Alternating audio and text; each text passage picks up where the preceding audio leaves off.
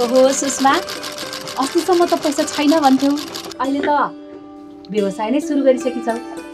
आफै त दिदी ऋण लिएर हिम्मत गरे कि। यति गरिहाल्यौ, अब लघु बिमा पनि गर्नु है। लघु बिमा के हो र दिदी लघु बिमा भनेको? लघु बिमा भनेको यस्तै थोरै थोरै आम्दानी हुनेहरूले गर्ने बिमा हो नानी। हे गरिन है दिदी यो बिमा सिमा चाहिँ। बल्ल तल्ल त मेसिन किनेर काम थाल्या छ, कमाएर यही कल मेसिनको पैसा तिर्नु पर्ने छ। हो भने यो बिमा त मलाई पैसा खेर फाले जस्तो लाग्छ। बिमा गरेर हामीलाई के फाइदा? त्यसो होइन नानी, लघु बिमाको धेरै फाइदा छ।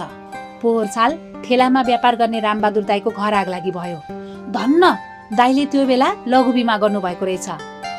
बिमाबाट आएको पैसाले घरको नयाँ छानो फेर्नु भयो, नत्र त दाई यति चाँडै कहाँ उठ्न सक्थे र। अहिले दाईलाई हेर त। भविष्यको कुरा कसलाई के थाहा, भोलि यही कल बिग्रियो भने, आग लागि भएर यो लत्ता कपडा सबै नष्ट भयो भने, लघु बिमा गरिएको रहेछ भने त क्षतिपूर्ति पाइन्छ।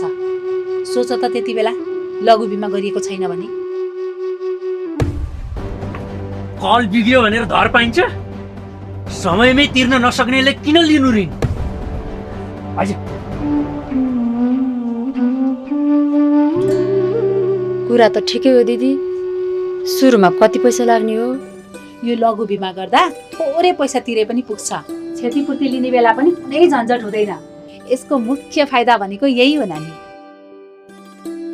नेपालमा कम आम्दानीकै कारण अझ पनि धेरै परिवारहरू बिमाबाट वञ्चित छन्।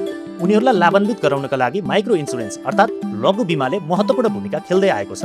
साना व्यवसाय, साना सवारी साधनहरूको सम्पत्ति तथा मानवीय जोखिम न्यूनीकरणका लागि आजै लघु बिमा गरेर ढुक्क हुनुहोस्। थप जानकारीका लागि नेपाल बिमा प्राधिकरण तथा प्रादेशिक कार्यालयहरूमा सम्पर्क गर्न सक्नुहुनेछ।